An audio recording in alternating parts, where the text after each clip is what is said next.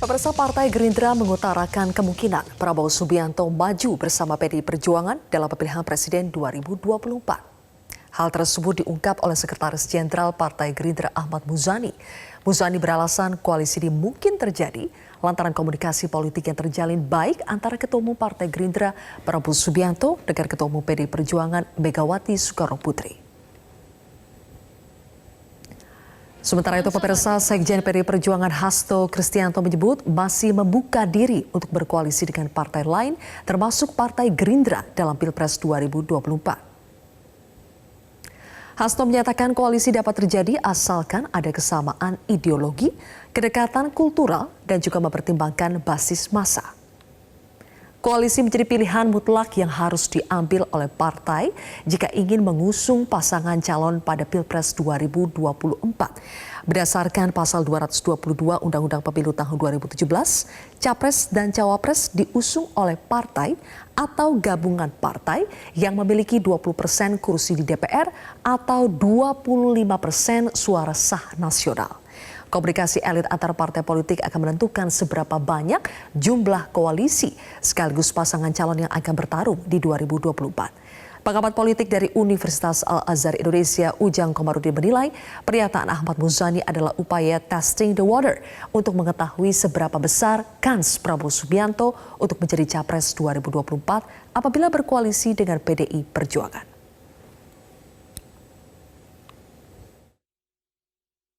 Strategi dari Partai Gerindra untuk testing the water, untuk melihat arah peta respon publik terhadap Partai Gerindra dan terhadap PDIP. Bagaimana sosok Prabowo dan sosok Puan jika disandingkan di 2024 nanti. Ini tentu ya akan menjadi skema tersendiri dan strategi sendiri bagi PDIP dan Gerindra. Cuma persoalannya, apakah memang pasangan tersebut laku dijual ke publik atau tidak? Apakah pasangan tersebut bisa menang atau tidak? Apakah pasangan Prabowo misalkan dengan Puan itu menjadi representasi dari keinginan publik atau tidak? Pemirsa, prediksi koalisi Partai Gerindra dan PDI Perjuangan untuk 2024 menguat setelah kedua partai mulai menyampaikannya ke publik. Manuver politik dua partai ini tentu saja mempengaruhi potensi koalisi partai-partai baik yang saat ini mendukung pemerintahan Jokowi ataupun di luar pemerintahan.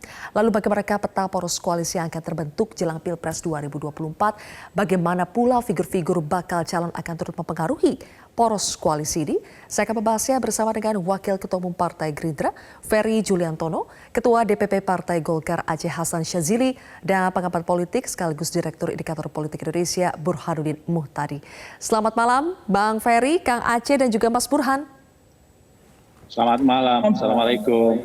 Waalaikumsalam. Bang Ferry, saya ke Anda dulu. Bang Ferry, jadi benarkah ini upaya Gerindra untuk testing the water atau cek ombak? Atau memang betul sudah ada pembicaraan serius antara Gerindra dengan PDI Perjuangan untuk berkoalisi di Pilpres 2024? Jadi kalau lihat apa yang disampaikan oleh Pak Sekjen Partai Gerindra, Pak Muzani, pada saat itu mungkin dalam rangka menjawab pertanyaan teman-teman wartawan, sehingga kemudian dipersepsikan adalah itu seperti testing the water.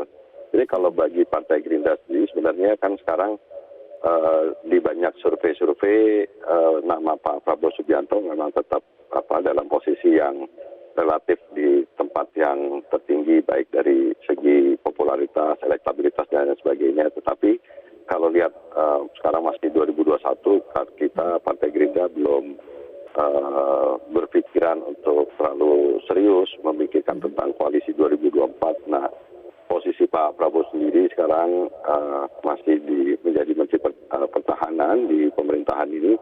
Rasanya Pak Prabowo Subianto sendiri juga masih berkonsentrasi penuh terhadap tanggung jawab sebagai Menteri Pertahanan. Dan kemudian juga ya masyarakat sendiri sekarang juga sedang menghadapi pandemi COVID, dan kemudian juga ada persoalan-persoalan ekonomi segala macam gitu. Jadi rasanya kita di Partai Gerindra belum memikirkan sampai kemudian membicarakan tentang koalisi di 2024. Tapi kalau kemudian kita punya kedekatan seperti yang disampaikan oleh Pak Muzani, kedekatan karena punya kesamaan ideologis, kemudian garis perjuangan dan lain sebagainya dengan partai-partai tertentu, termasuk misalkan dengan PDIP, ya itu nggak bisa dinafikan juga gitu, Mbak Sylvie. Oke, Bang Ferry, meskipun konteksnya adalah mungkin ini menjawab pertanyaan wartawan soal kemungkinan Gerindra berkoalisi dengan PDI Perjuangan kan, tapi pernyataan yang keluar dari mulut Sekjen Ahmad Muzani pasti terukur ya, mau itu merespons pertanyaan dari media atau bagaimana sebetulnya. Nah, betulkah memang sampai saat ini belum ada pemikiran atau paling tidak komunikasi yang sudah dibangun dan terjalin dengan baik antara Gerindra dengan PDI Perjuangan soal kemungkinan koalisi di Pilpres 2024? Kalau kedekatan sih dengan PDI Perjuangan ya tentu punya kedekatan antara Pak Prabowo Subianto dengan Ibu Megawati Soekarno Putri. Tapi kemudian beberapa waktu yang lalu juga kami menerima kunjungan dari Pak Erlangga Hartarto, kemudian juga kemarin juga mendapatkan kunjungan silaturahim dengan Presiden Partai Keadilan Sejahtera dan lain sebagainya. Jadi sebenarnya hubungan-hubungan yang khusus rasanya belum ada, tetapi kalau kedekatan-kedekatan yang terjalin karena hubungan pribadi-pribadi ya rasanya ada tetap antara Partai Gerindra dan PDI Perjuangan. Oke, saya ingin tanya ke Mas Burhan dulu. Mas Burhan, kalau dari kacamata Anda, bagaimana kemungkinan CLBK Gerindra dengan PDI Perjuangan? Pertama, ini bukan hal yang baru, koalisi antara Gerindra dengan PDI Perjuangan. 2009, PDI Perjuangan dan Gerindra pernah menjalin kemesraan secara elektoral. Cuma bedanya kalau dibandingkan dengan sekarang, di tahun 2009, yang menjadi calon presiden adalah Ibu Mega, wakilnya adalah Pak Prabowo. Kalau misalnya kabar yang ramai kita dengar itu menjadi kenyataan, maka posisi nomor 1 dan nomor 2 yang dibalik. Pak Prabowo yang menjadi calon presidennya, sementara Puan sebagai calon wakil presidennya.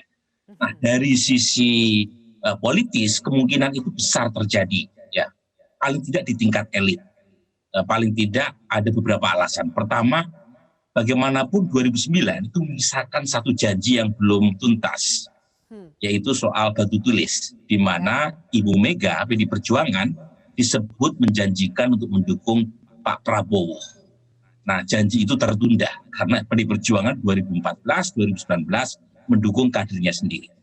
Jadi pada titik itu kemungkinan koalisi PDI Perjuangan dengan Gerindra di 2024 itu besar.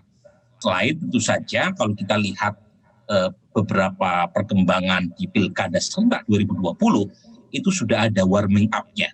Di banyak tempat ada koalisi antara kedua partai ini dalam mengusung calon kepala daerah di Tangsel, kemudian di Medan, di banyak tempat. Jadi indikasi ke arah sana kuat, tetapi pertanyaan kembali ke persoalan potensi kemenangan jika Prabowo Puan itu jadi musuh.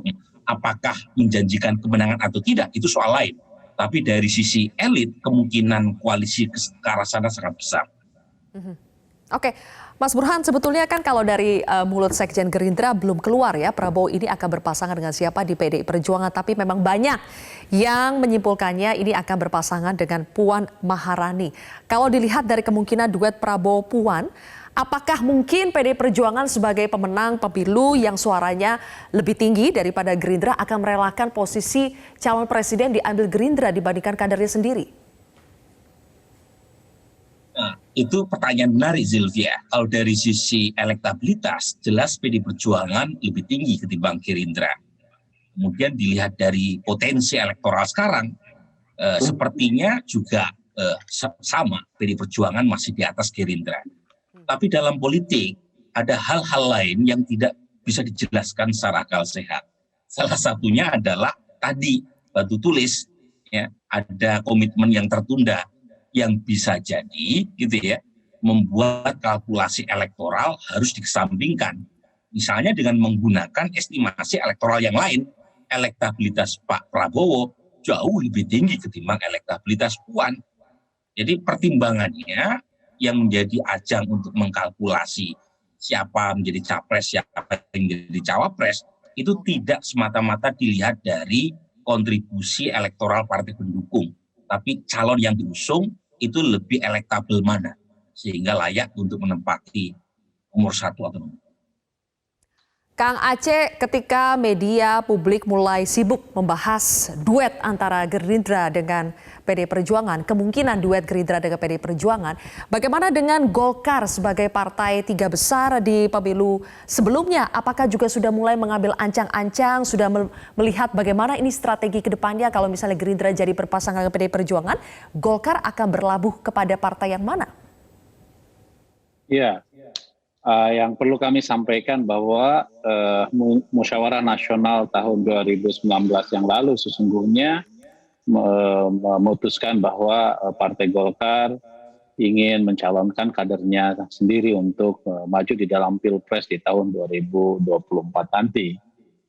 Dan hal tersebut kemudian tercermin dari hasil Rapimnas 2021 dan Rakernas pada 2 bulan yang lalu yang memang menginginkan desakan dari daerah agar Pak Erlangga Hartarto dicalonkan menjadi Presiden Republik Indonesia di tahun 2024. Saya kira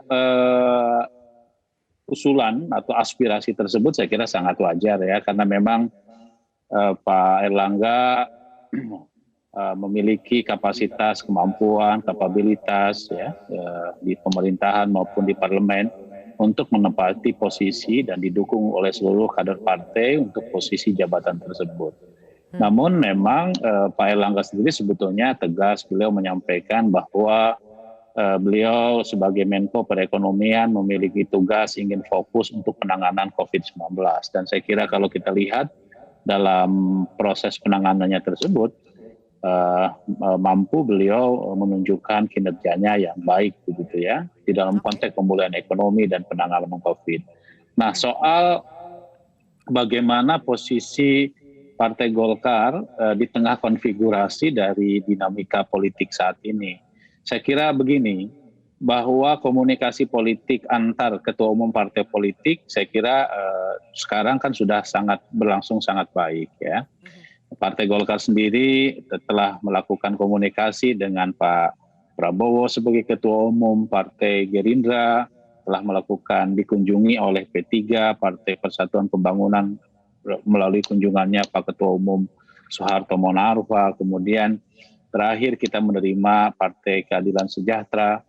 Saya kira ini adalah bagian dari proses bagaimana komunikasi politik ya di tengah upaya kita untuk penanganan COVID-19 bukan semata-mata dalam konteks 2024, tetapi mencari solusi-solusi yang terbaik di tengah pandemi COVID-19 ini agar upaya kita untuk memulihkan ekonomi bisa berlangsung dengan cepat begitu.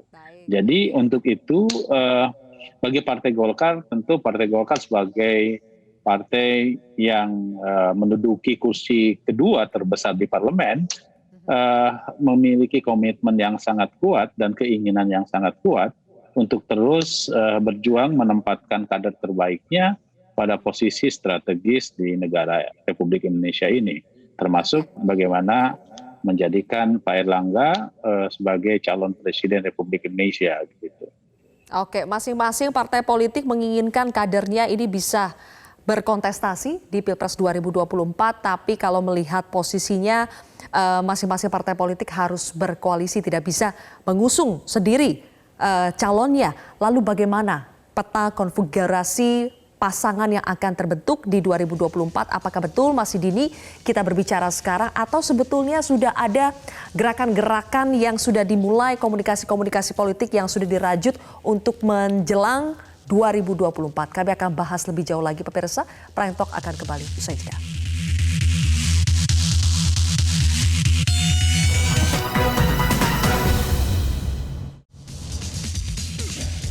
Kembali lagi bersama kami di Prime Talk pemirsa. Saya kembali ke Bang Ferry. Bang Ferry, kalau dilihat tadi Bang Mas Burhan mengatakan masih ada sisa-sisa dari perjanjian Batu Tulis 2009. Sebetulnya perjanjian Batu Tulis itu masih berlaku tidak sih untuk Gerindra? Apakah Gerindra sampai sekarang masih menagih atau itu sudah selesai sebetulnya di 2009? Saya rasa sih hubungan Partai Gerindra dengan Partai PDI Perjuangan, hubungan Pak Prabowo Subianto dengan Bu Megawati Soekarno Putri sama sekali sekarang sudah mendapatkan babak baru ya, yang tidak terlalu kemudian tergantung atau terpengaruh oleh dinamika perjanjian-perjanjian yang sebelumnya.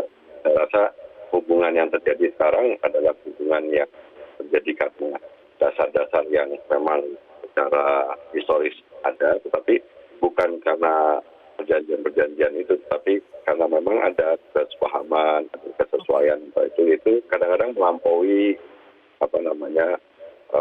hubungan naik turun sebuah hubungan. Jadi kalau lihat hubungan Pak Prabowo dengan Bu Megawati Soekarno Putri, selalu Pak Prabowo menempatkan diri sebagai seorang yang lebih muda gitu, dan bagi Partai Gerindra juga hubungannya dengan PDI Perjuangan ya kita juga baik-baik aja. Walaupun kemarin kita oposisi, kita ya tetap jaga hubungan baik dengan teman-teman partai-partai yang pendukung di pemerintahan. Sebaliknya saat sekarang ketika Partai Gerindra ada di dalam pemerintahan pun ya kita biasa aja, nggak berubah. Oke. Bang Ferry, kalau dilihat dari pernyataan dari Sekjen Gerindra dan dalam beberapa kali kesempatan disebutkan bahwa Prabowo ini sebagai capres. Prabowo mungkin akan berpasangan dengan PDI Perjuangan. Prabowo akan berpasangan dengan siapa? Tapi konteksnya Prabowo sebagai calon presidennya. Nah, pertanyaan saya, apakah itu memang syarat mutlak bagi Gerindra untuk berkoalisi dengan partai lain di Pilpres 2024 bahwa Prabowo yang harus menjadi calon presidennya? Nggak ada kata harus. Menurut saya semua tokoh, semua pimpinan partai politik ketika bicara dalam konteks kontestasi ya selalu ya nomor satu sebagai calon presiden. Tetapi kemudian apakah tetap menjadi calon presiden atau menjadi calon wakil presiden itu kan tentu tergantung dari dinamika komunikasi dan pertimbangan-pertimbangan yang lain. Tetapi hampir semua kalau dibilang sampai saat ini ya semua pasti akan menjadi calon presiden lah. Itu sesuatu yang wajar itu muncul. Kalau Kang Aceh bagaimana Kang Aceh? Apakah tadi karena semua kader Golkar di berbagai momen ya di Musrembang, Rapimnas, Rakernas meminta Erlangga Hartarto ini sebagai capresnya dari Golkar. Apakah itu memang syarat mutlak bagi Golkar untuk bisa berkoalisi dengan partai lain? Partai lain harus menerima capres dari Golkar? Kebijakan organisasi ya. Dan saya kira semua kader partai harus dapat mengawal dan mengamankan kebijakan tersebut dengan sedemikian rupa agar tujuan kita untuk menjadikan kader Partai Golkar, Pak Erlangga Hartarto sebagai calon presiden tentu perlu terus diperjuangkan begitu. Jadi oleh karena itu tentu ini semua juga harus dilakukan dengan cara melakukan komunikasi politik secara terus-menerus, dan kewajiban kader partai adalah terus mensosialisasikan, terutama saya kira walaupun Pak Erlangga sendiri secara personal beliau memang selalu menyampaikan bahwa beliau akan fokus dalam penanganan COVID-19 dan pemulihan ekonomi, tetapi tentu dalam politik penting sekali untuk kemudian posisi tersebut itu bisa berdampak secara elektoral terhadap tentu Pak Erlangga sendiri maupun dalam rangka bagaimana kita terus menaikkan popularitasnya Pak Erlangga. Jadi saya kira salah satu tugas partai yang paling utama adalah bagaimana mengamankan dan mengawal kebijakan tersebut agar sesuai dengan apa yang diharapkan oleh kita begitu. Baik. Oke, dan terakhir untuk Mas Burhan kalau dilihat dari kursi di DPR sebetulnya hanya PDI Perjuangan ya yang bisa mengusung sendiri calonnya di Pilpres 2024. Tapi apakah opsi ini menurut Anda mungkin akan dipilih oleh PDI Perjuangan bertarung sendiri atau tetap sebetulnya pilihan berkoalisi itu akan lebih menguntungkan semua pihak? Yang kedua ya yang besar kemungkinan terjadi karena PDI Perjuangan meskipun menang, tetapi bukan mayoritas mutlak. Jadi suaranya kalau dari sisi popular vote cuma 19%. Nah dalam kasus pilkada, PDI Perjuangan berani mengusung calon sendiri itu di wilayah yang mereka sangat dominan. Misalnya di Denpasar, kemudian di Semarang, itu mereka punya pengalaman. Tapi di Pilpres itu nggak pernah ada pengalaman PDI Perjuangan tarung sendirian. Apalagi kalau kita lihat sekarang ada pertarungan di internal PDI Perjuangan terkait siapa yang punya kewenangan ya untuk bisa maju sebagai capres atau cawapres. Nah pada titik ini sekarang itu privilege ada di partai-partai yang kebetulan punya suara besar dan ketua umumnya juga punya kans. Karena bagaimanapun mereka yang punya remote control terhadap partai. Ada calon, apalagi bukan partai, meskipun elektabilitasnya tinggi, kalau misalnya tidak punya kewenangan di internal partai, tentu sulit buat mereka, kecuali mereka punya ada dua. Satu, elektabilitas yang potensial sangat menang, yang kedua adalah logistik. Nah kalau keduanya tidak punya, ya nggak usah bermimpi menjadi capres. Oke, baik. Kuncinya elektabilitas dan juga logistik ya. Terima kasih Mas Burhanuddin Muhtadi atas analisa Anda. Kemudian juga ada Kang Aceh Hasan Syazili dan juga Bang Ferry Juliantono telah bergabung bersama kami dalam diskusi di Prime Talk hari ini. Pemirsa, demikianlah Prime Talk. Saya Zilvia Iskandar, mewakili rekan-rekan bertugas mengucapkan terima kasih atas kebersamaan Anda. Tetaplah bersama kami di Metro TV.